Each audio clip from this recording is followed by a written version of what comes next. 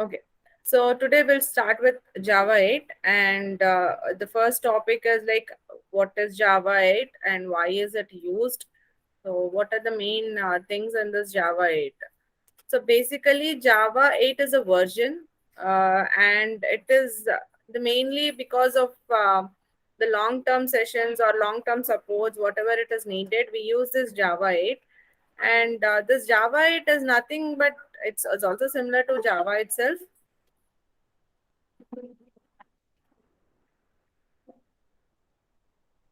But in Java 8 it is just a new development platform. It is a new release into the complete world.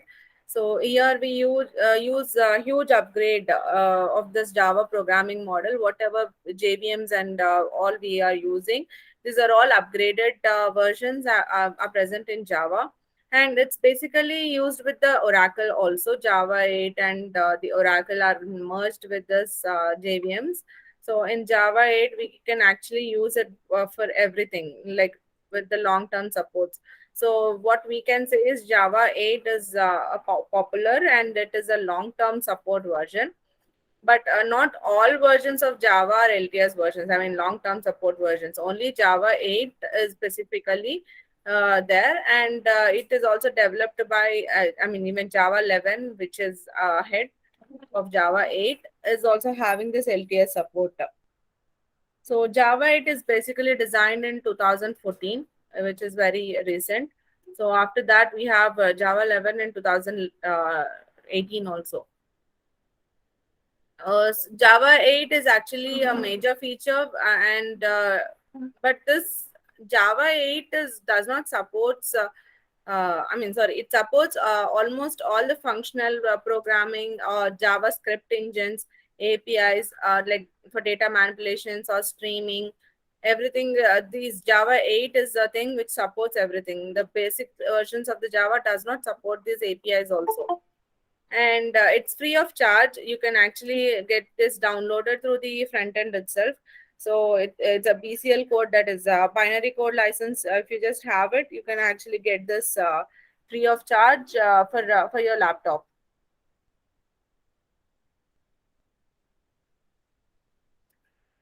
What is the basic difference between Java and Java 8 is Java 8 is an update of programming language, which is a significant update of the functional language called lambda expression. So in Java 8, we'll get introduced with this lambda expressions, and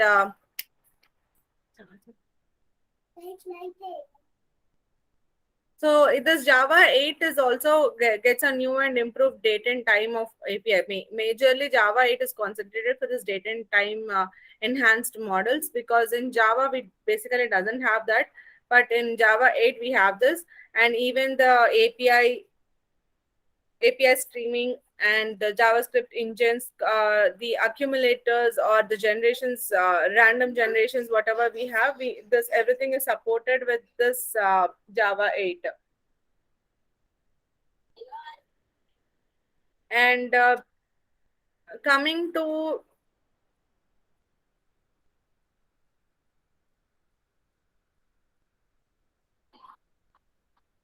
okay, so coming to the basic, the main features of this, we have 8.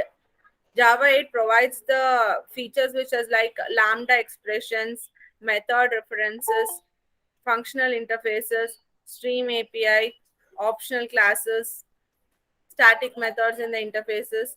So these are all those features which are actually provided by Java, Java 8.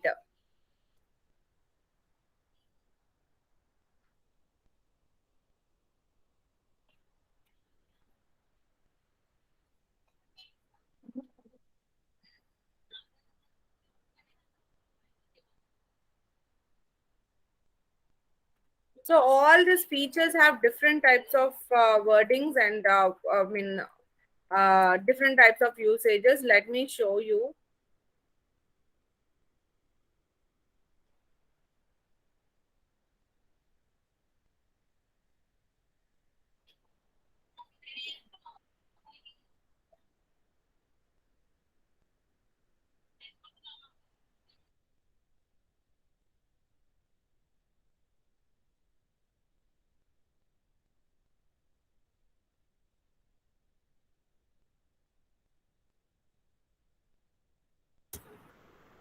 So if you could see, the major features are like lambda expressions, method references, functional interfaces, stream API, default methods, encode, decode. So if you just check on this, these are all generic terms only which you could understand.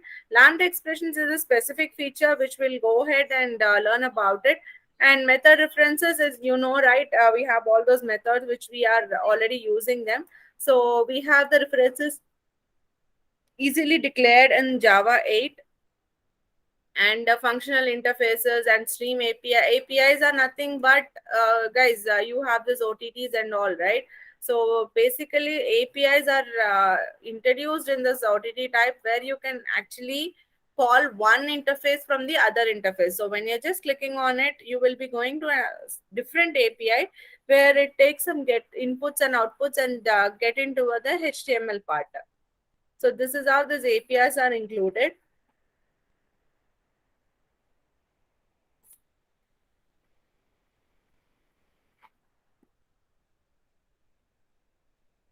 So completely Java 8, whatever we are learning now, these are just basically the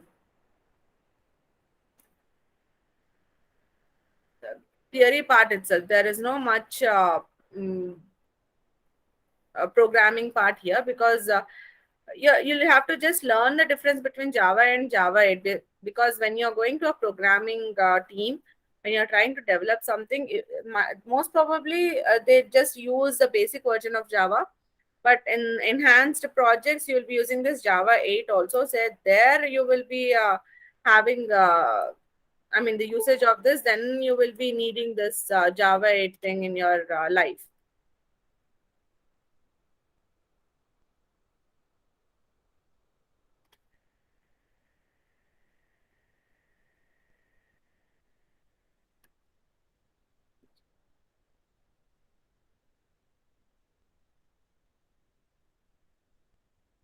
Okay, so just tell me, guys, like any doubts till this part? I mean, about the Java 8, the difference between Java and Java 8, everything.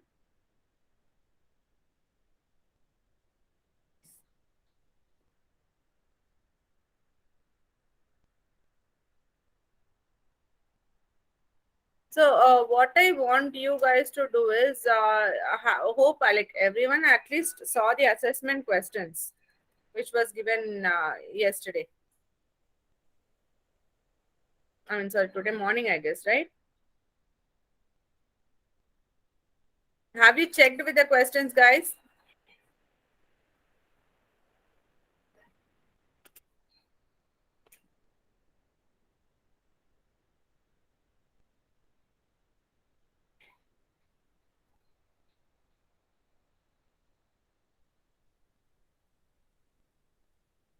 Yes, I'm waiting for your answers.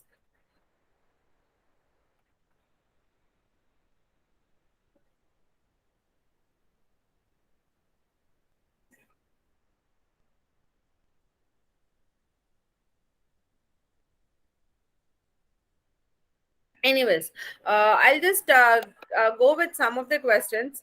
So, I mean, generally not with assessment questions. I'll just wait for your call, because I want you people to get down to the doubts or get down to the answers.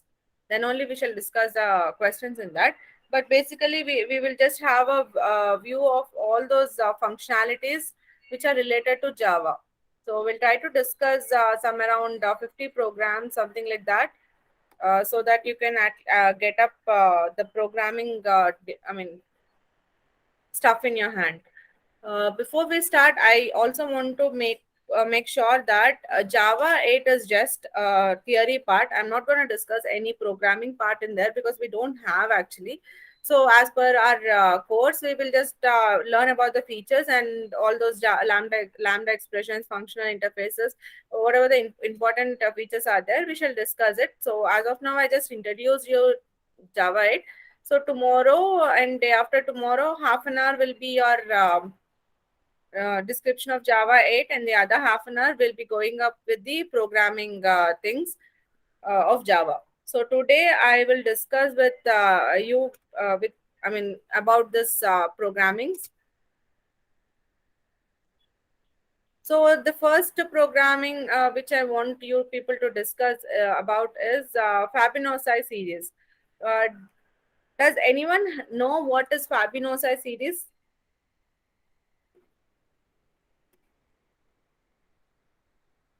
Yes, guys. Okay. So, Fibonacci series is a series of natural numbers where the next number is equivalent to the sum of the previous two numbers. So, if the first two numbers of Fibonacci series are always 1 and 1, then the Fibonacci series would be 1 plus 1. So, it would be like,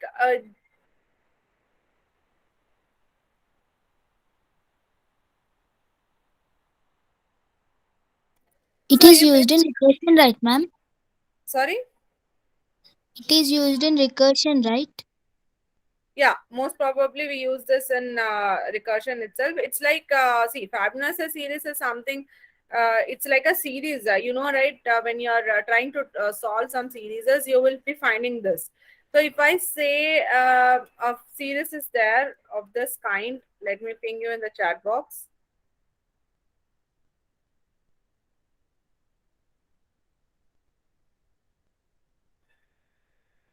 So it's like 1, 1, 2, 3, 5, 8, so on. Okay. So now you have this numbers, right? One, one. What type of series are you finding this? I mean, what type of logic are you getting into this? So if you just see, the first number is one. The second number is also one. It starts with one, one only. This is only the Fibonacci series. So and the second number, the third number would be the first number plus second number. That is one plus one. It is two. 2 plus 1, it is 3. So the next number would be 3.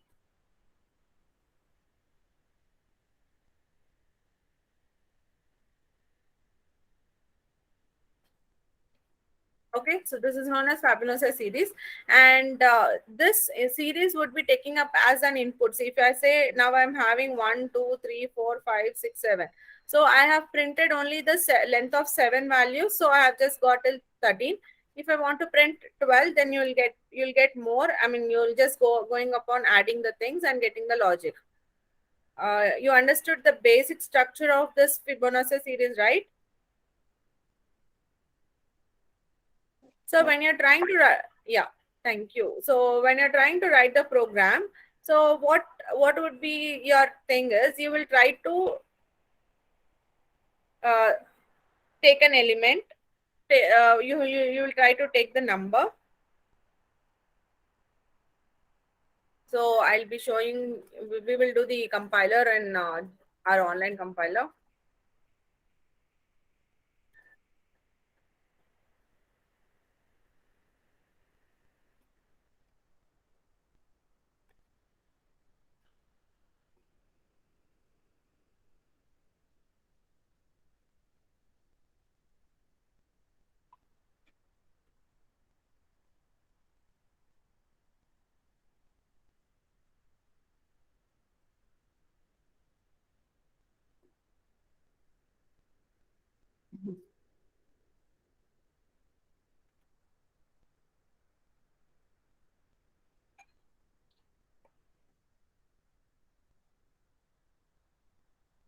Okay. So here, what are we gonna do first is,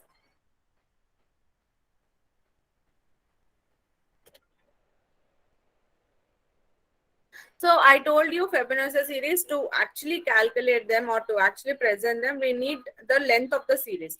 So first we'll take an input of the length, like how many numbers need to be printed. We will take that.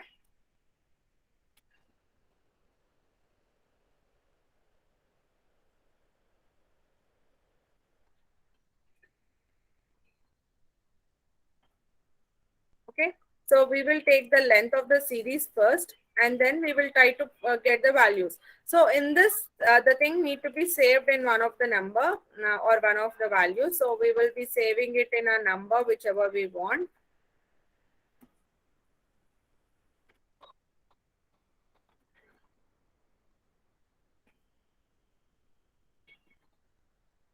So int x, which is equal to this number.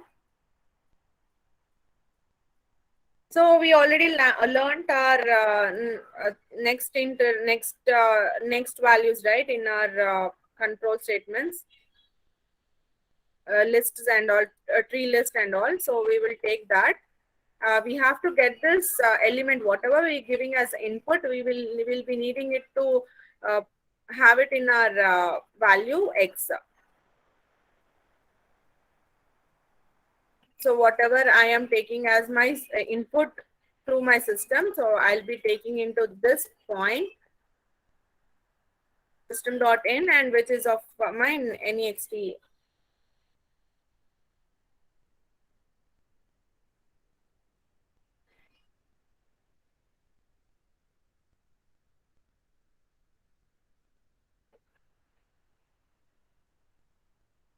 Okay.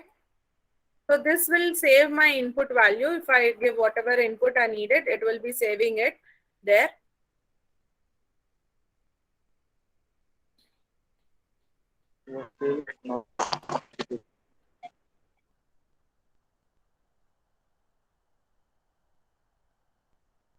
Sorry,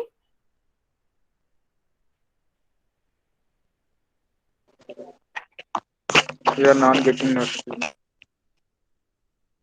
I didn't get your voice. Can you just give me what are you asking about? your screen is not being shared, madam. The program which you are writing now. Are you able to not? Are you able to? I mean, my screen is visible, right? No, no, no.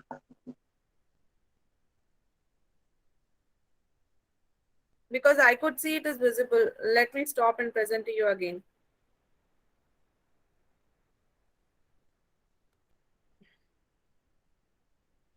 Now, Yes, ma'am, visible. I just ask everyone. I mean, even now I have started sharing it again. Is it visible now? No, madam, it's just Yes, showing ma'am. a picture.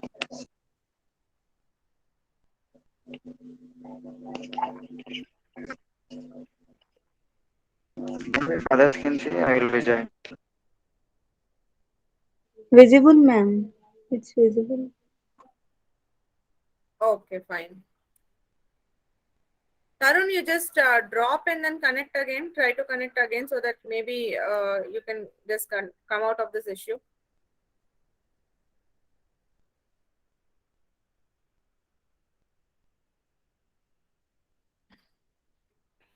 Okay.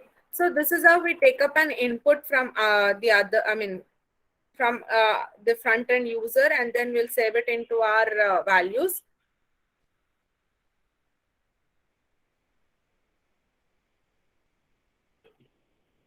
Okay, so this is how I take up a value, and how to print my value. So the next point will be how to print my values. So I'll be just printing them.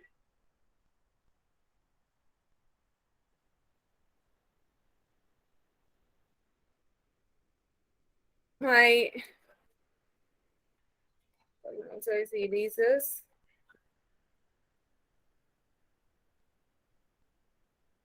it is still, I mean, what are we taking up to? X.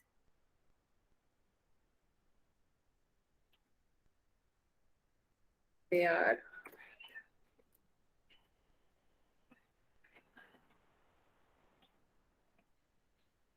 So we will print it here.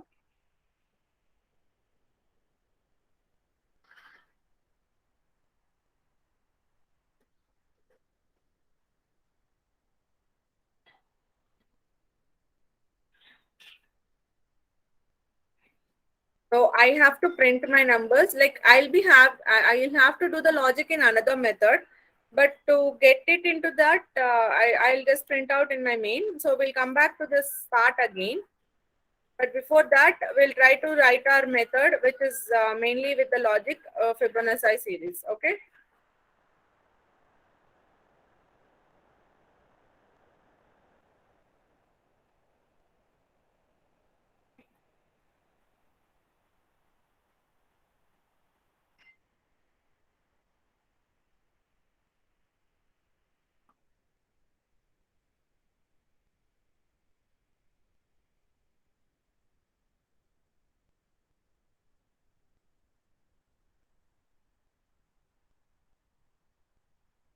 So do you want me to use the recursion, or do you want me to use the for loop itself? So we have actually like we can use recursion and then do this Fibonacci series. We can actually go with directly loop or iteration, whatever we have, and we can write the things. So we'll just do with the recursion first. Okay. Public, the class would be static itself, the return type, and we have the integer because we are taking the value in the int of number, whatever we are taking. So it will be Fibo with recur, and I'll have an int x. So I'll be taking, sorry, we'll take up int y. I'm taking a number. I mean the number which we are giving as output. So in this time, I'll start with my if loop because if, to write a recursive, I'll take up my if input. And see the logic, it says the first two numbers need to be printed as 1. So we'll return only 1 as 1 and 1 as 1. But if it is the third value, then only we'll be having the the next output. So what we will have, the first will be if return if it is number, if it is 1, and if it is a second value, or if it is second value, that is, sorry, if y is equal to 1, or if y is equal to 2, I mean the first value and the second value, then I am printing with 1. Okay. Else, the next condition would be return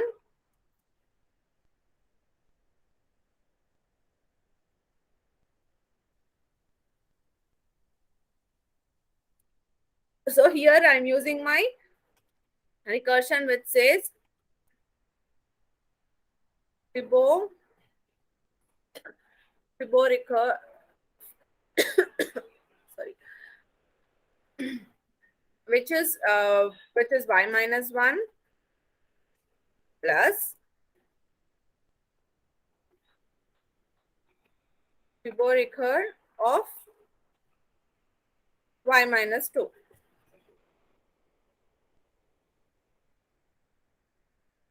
So here it is returning my fn minus 1 and fn minus 2 numbers. So it is directly a recursion which is known as a tail recursion. Here this is a tail recursion which we already learned. So this way we can directly get our Fibonacci series. We are directly calling the function in the method itself. I mean the main, we are using it as a function and we are directly calling it directly. So here it gives us the numbers whatever we want, and we can directly print it. So now this I will call it here to print the values. So there I use it as int I is equal to 1, I less than.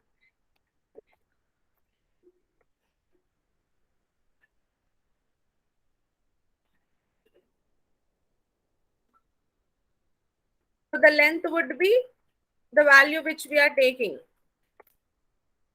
So I have taken x, so it would be x and I plus plus. So this is a simple logic. And now I am trying to call out my method. So here I'll call out my method which says Fibonacci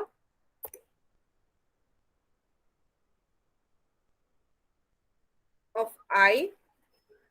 So I get some values, then we'll have some space because we need to print the next value also, right?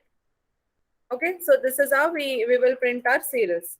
So we'll just try to run it.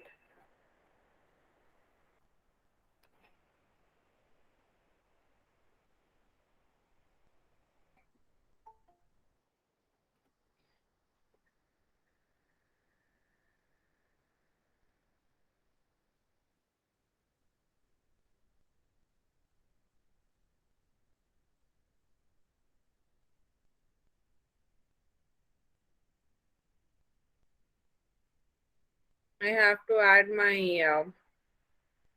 util scanner, right?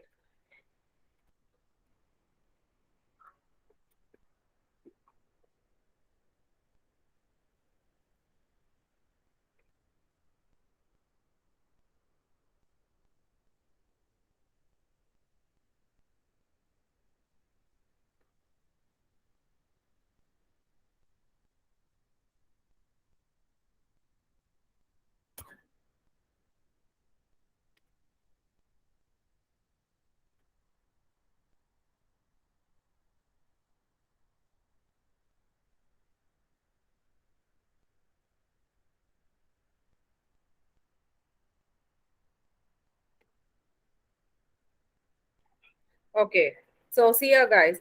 This I am assigning. There is no double equal to. It is a single equal to. Here I'm assigning, but I need to compare it, right? So I need to have a double equal to. You know, I told you the difference between single equal to and double equal to, right? So see, we got an error there. So I'm trying to give 7 as value.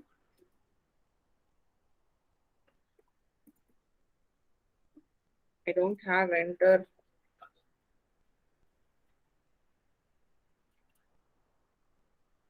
Okay. So I got the output. It says 1, 1, 2, 3, 5, 8, 13. So this is what is required, right? Yes. So this is the Fibonacci series through recursive. And we'll try to do with for loop also, the basic for loop, which we already know.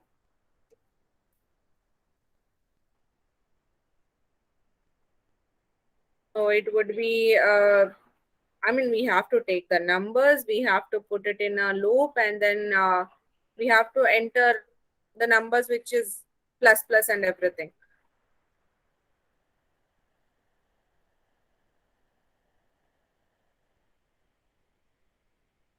Okay. So public, I mean, if you don't want to use it as a recursive, we will just go with a simple, I mean, the logic is difficult, but it would be understandable easily. Fibogen, it is general, int y. Okay. So first thing is the same conditions, like if y is 1, if y is equal to this thing, then we will have this return 1. This is same because 2 times, for the first time and for second time, we have to return 1 itself. Then our logic comes up, it says, see, now I have to, the third value would be, I have to print 1, comma 1, comma 2. So 1, 1 will be printed automatically.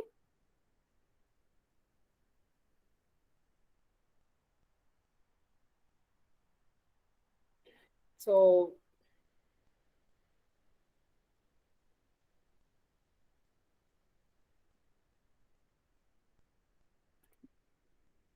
I'll take some variables like a is equal to 1, b is equal to 1, and the output, the result, which is equal to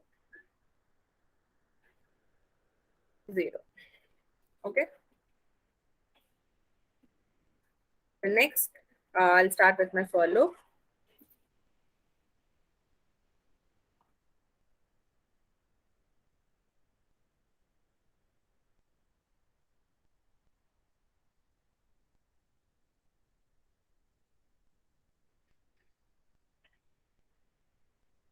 So I'll start with one series itself. So int I is equals to, see, 1 will not be present because 1 and second elements are already having 1 values. So we have to go with the next value. So I'll start with 3. So if I is equal to 3, then my loop starts. If I is equal to 1 and if I is equal to 2, then it will be taking the other number. But if I is equal to 3 only, I'll initiate and start with my 3 value, and which is less than or equal to y and I plus plus. My program starts, and in this program, what I will do is I'll have to add the result, which is equals to a plus b, right? A plus b, the first point. So the first, when it is at 3, I'll get 2.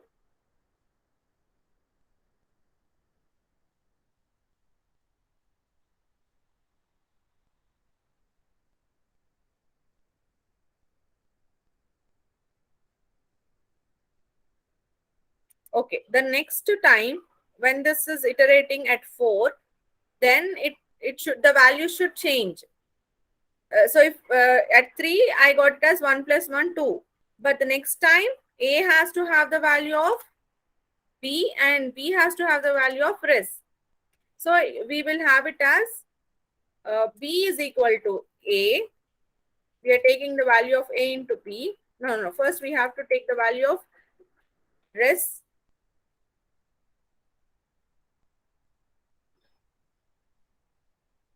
No. First we'll take the value of a, which is equal to b. Then next we will take the value of b, which is equal to res. So we will not disturb res.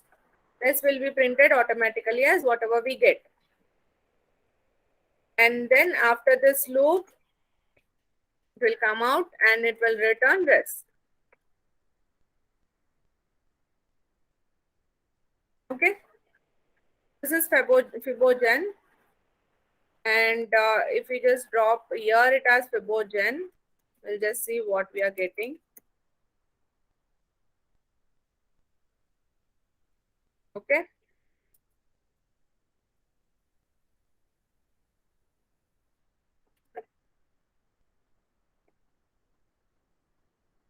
Yes, I got it.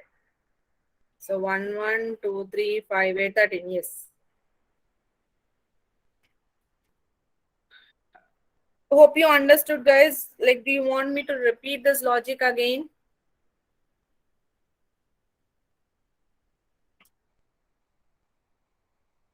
I will drop all those programs which you are discussing into a document and then we'll give it to you. But let me know if you have understood this or not.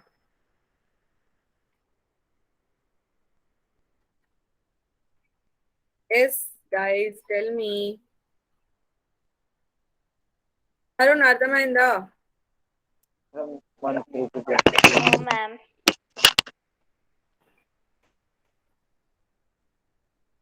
Okay. So, inko program chedama. Yes, ma'am. Okay. So, this is about Fibonacci series. And you understood, right? The logic would be first number plus second number would be the third number. But before that, you will be first 2 numbers will be 1, 1 itself. Whatever the value it is, let it be 12, 1300, you will get the print like the same, which is like starting with 1, 1 only.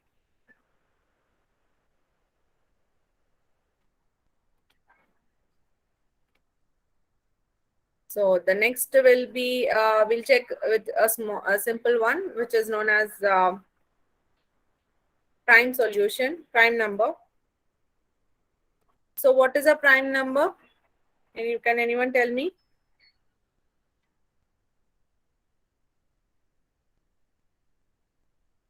What is a prime number? You age by 1 and 2, 3, 5, 7 level. I mean, what is a prime number? I know what are prime numbers, but what is a prime? What is the definition of a prime number? The number which the number which is divided by 1 and itself is called prime number. Okay. So how can we go with the structure?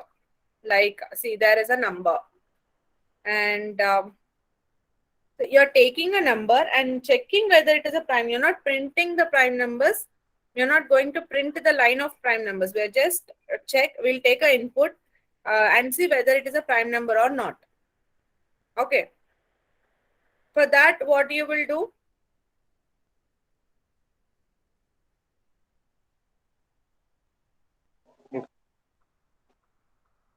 So you will take a for loop, and you will take your number. You will see whether it is divisible by that number or not. If that number is divisible by that, then your remainder will be 0. If it is not divisible, your remainder will be some other thing, right? So that is how this goes on.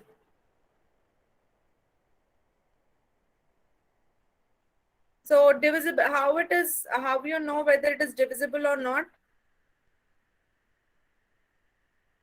So what is this thing which we use for divisible? Modulus. Yeah, modulus.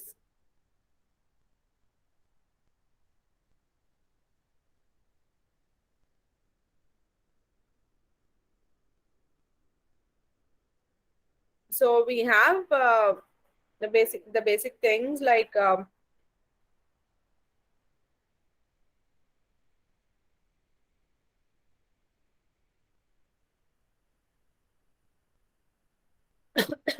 the number which is percentile of our numbers, then it is 0, then we say true. I mean, sorry, then we say it is false. It is not a prime number. Else we go for a prime number which is true completely.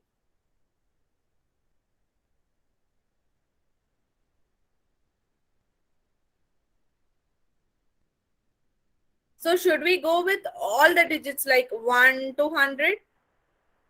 I mean, should we check whether this is number is divisible by 1, 2 till 100, or till where we can check? Did you get my point? If I say there is a number, and if you want to check whether it is divisible, I mean whether it is prime or not, do you have to check whether it is divisible by 1 to 100 or 1 to 10 is enough? Or 1 to some logic is there which says, okay, let me tell you. So if you want to check whether this prime number is divisible by the numbers or not, then you have to check at least half of the numbers, or the square of the numbers of the number which we give. Suppose if I say 4, is 4 a prime number or a composite number? It's a composite number. So to check whether it is a composite number, you have to actually check whether it is divisible by 1 and whether it is divisible by 2, right? So you have to first check whether square root of 4, which is equal to 2, so you can just see whether it is 1 or 2. It's enough.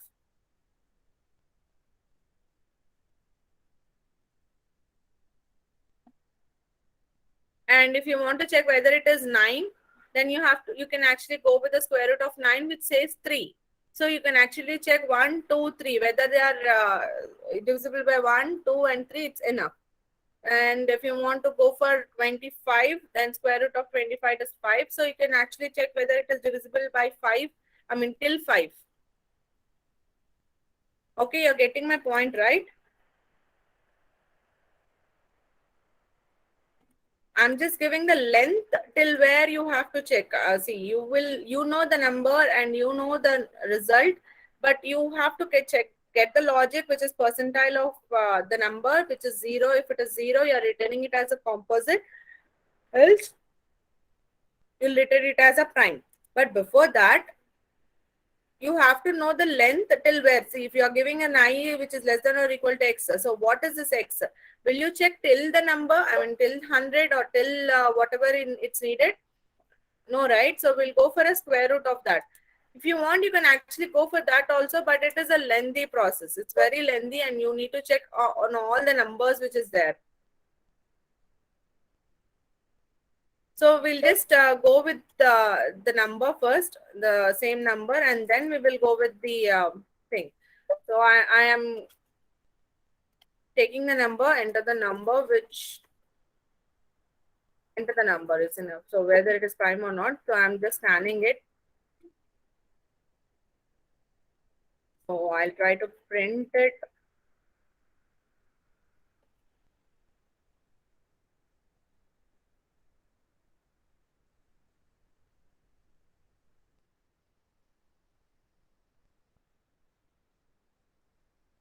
So to print here,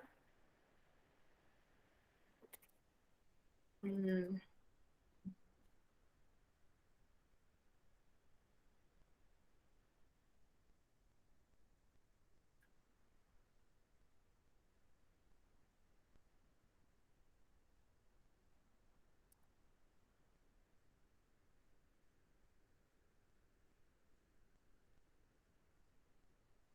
then I'll get the answer as true or false. Here I'll print whether it is true or false. So I need not to go for loop. I can just actually go for while loop, which says if my number, whatever I'm taking, if that is not equal to 0, then I will go ahead. Because if it is equal to 0, then I will just say this is not, we'll not just go with the loop.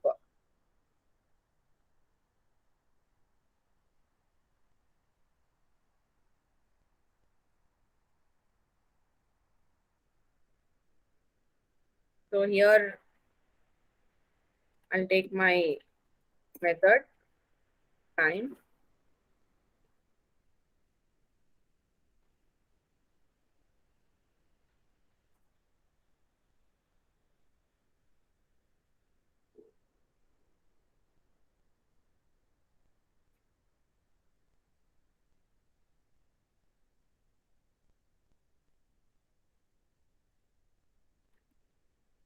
Now I'll write my method here, time.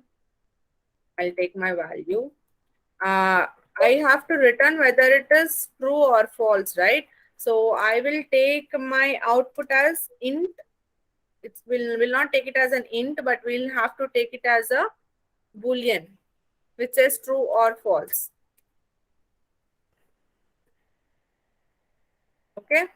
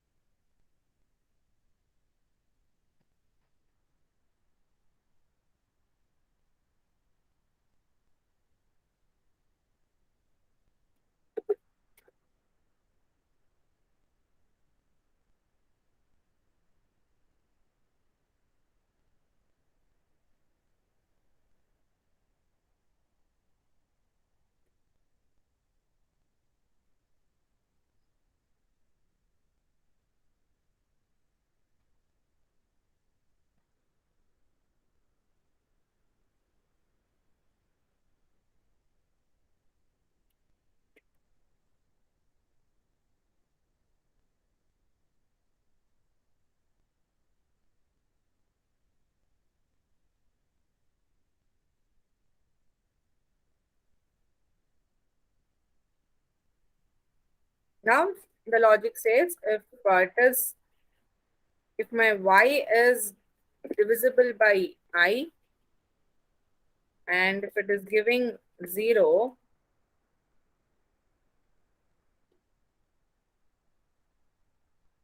then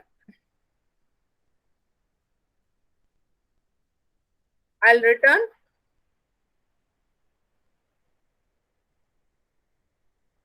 false.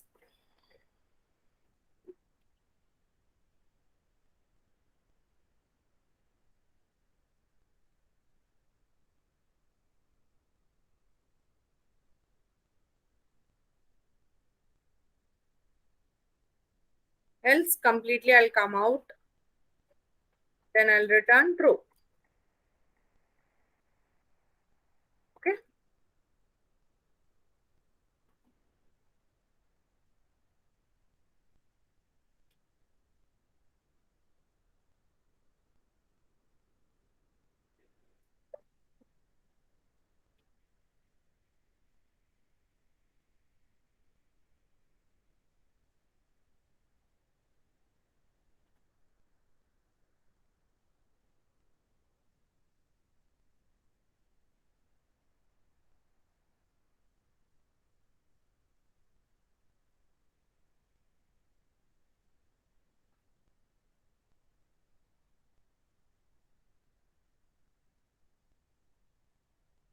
not ending,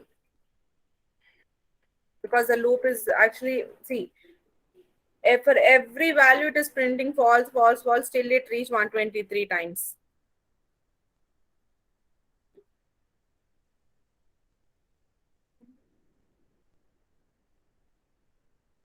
At the last, we need to get true.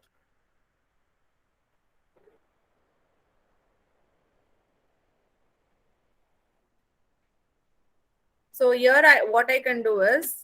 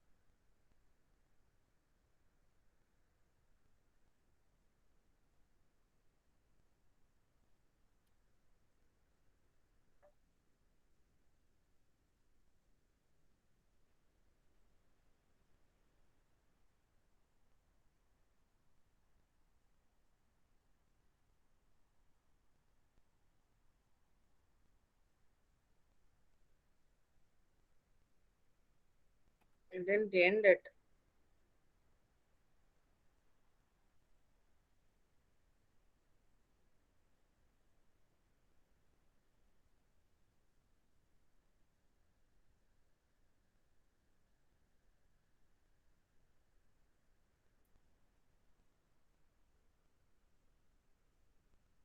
So, so here it is going into a while loop, which is going on till the end. There is no end to that.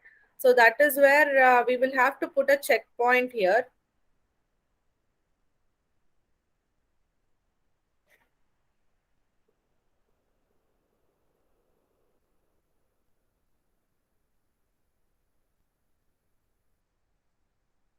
So to do that, we will have to scan the value after the while loop, inside the while loop,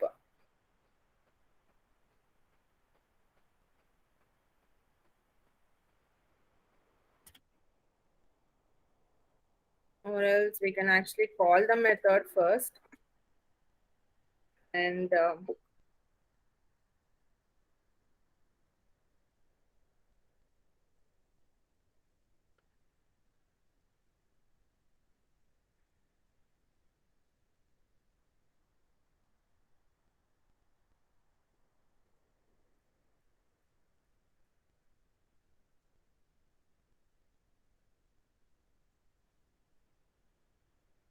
if my result is true, then I will do a system out. It states that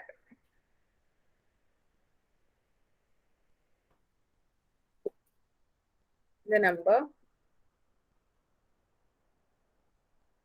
I mean this actually we can put it off.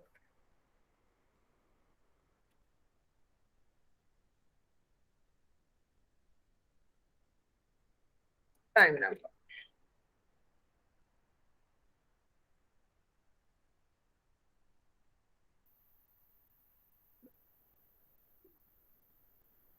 Else,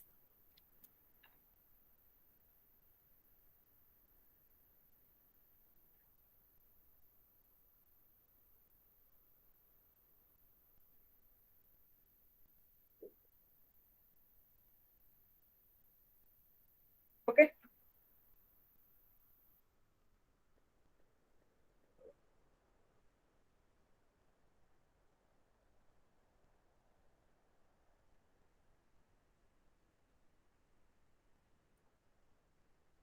And we need to have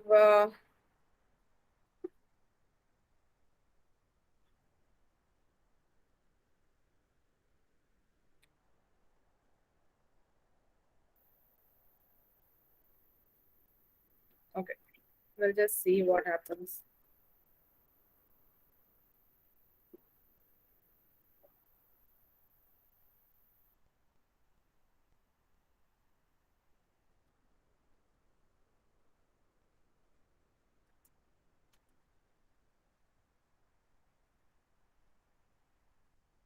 Okay, so the while loop goes on.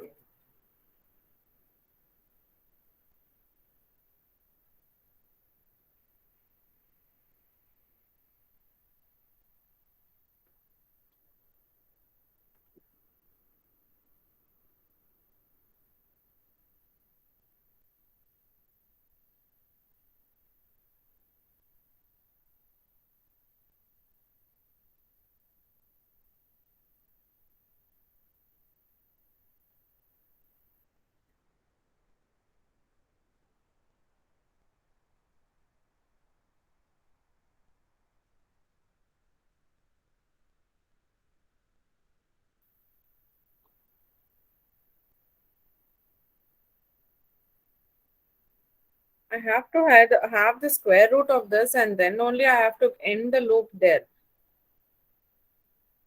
And also, this while loop is not taking up the value.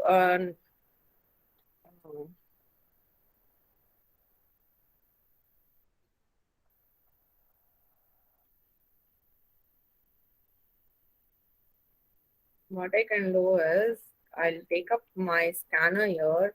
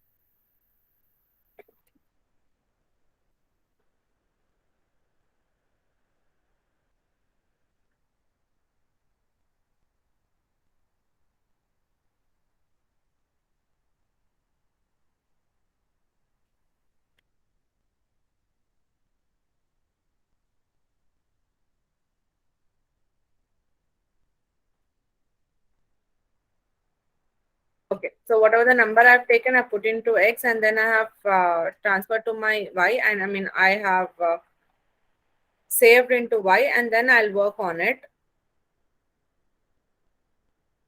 So this also will be Y because I'm checking whether it is actually equal to 0 or not. Then my calling will be also depending upon Y itself. Okay.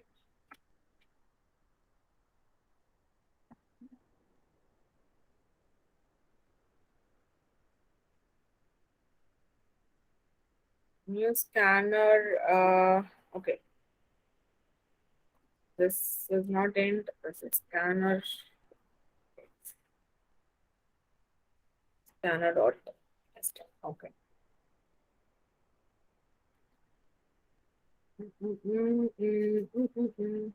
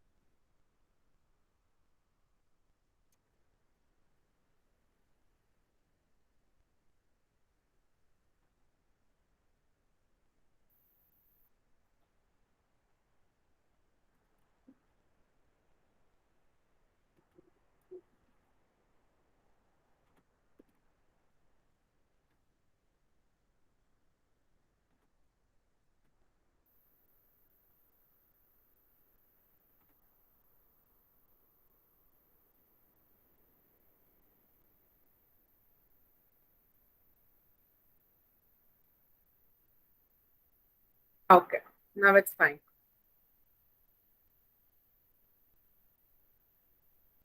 You get it, guys? So actually, see, when you're just declaring this, when I initiated this y value, whatever I'm taking as an input as 0, so here itself it's ended while loop. So that is why I've taken the maximum of my integer value, whatever it is there. So this is the keyword of having the maximum value, max underscore value, and this is the integer data type for whatever I have, but the maximum value I've taken into y, and then the input whatever you gave so will be stored into y, so which is will check whether it is equal to 0 or not, and then I am taking taking the input to my next level, and then I'm just checking out whether it is a prime number or not with the logic, and then printing it. So I will just give the logic itself again.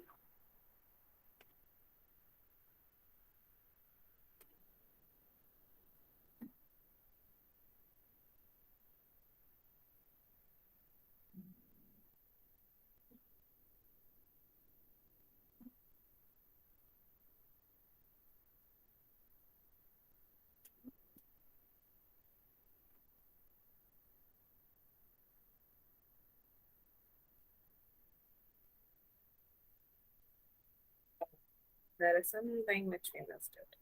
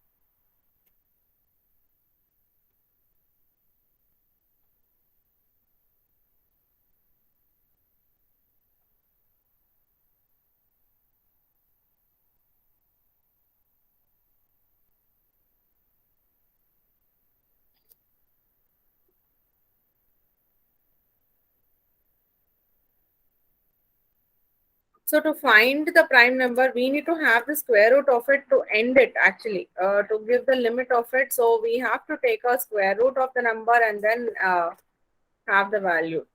So we will take the square root of our number to our logic, to a mathematical this thing itself.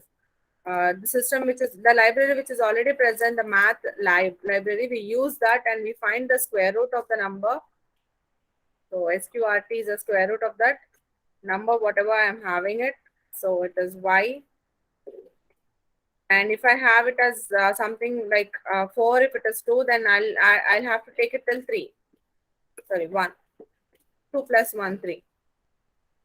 So 1, 2, 3 would be my this values, and then I have to actually check with the 2, because 1 and itself it is always the same, right? 1 and itself you will get the values, but we will have to check with 2, because I'll have to do with 2, because every time 1 will be giving my values. Okay, let me just have this from 2 and then check whether it is working or not.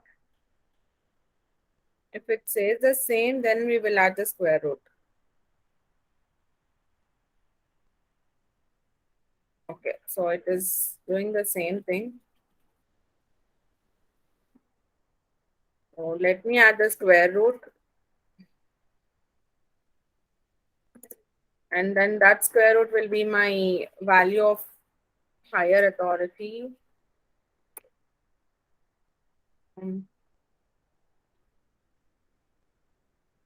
Yep, done.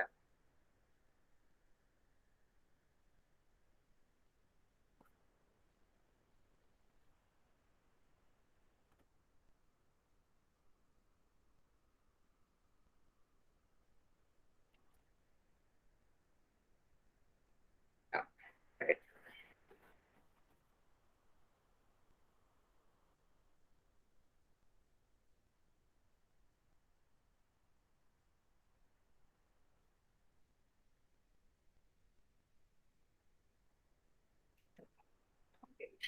Done. So this is the logic, and the square root is actually taken till where the length of it has to be divided. So we have to take the square root before deciding whether it is a prime number or not, so that we can just check on the multiples of the number till the square root, I mean till the value of the square root.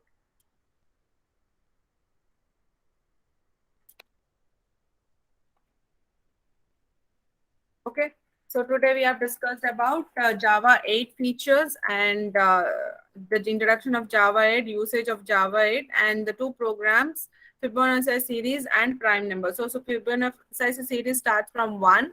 So it would be like 1 plus 1, with, I mean, 1, 1, 2, 5, 3, 5, and all. It goes on like fn minus 1 plus fn minus 2. So that is a Fibonacci series. And the next program, we spoke about the prime number to check whether the given number is a prime number or not. So for that, we worked on the square root of the number would be the limit of the for loop. And then we would be giving the number as an input with scan it. And then we will check whether the percentile of that number is 0. Then it would display as a prime number. If not, it would display as a composite number. So this is what we discussed today. So any doubts in this? I'll be sharing you the programs. Meanwhile, I mean, as soon as we write the programs, I'll be sharing them to you. So apart from that, any doubts, guys?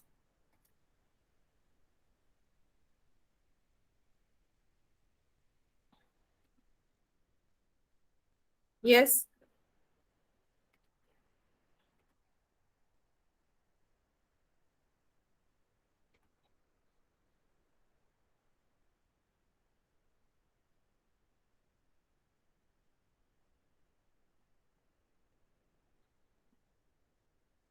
Yes, guys, any doubts? Uh, Okay. Okay. Thank you, everyone. Thank you for attending the session.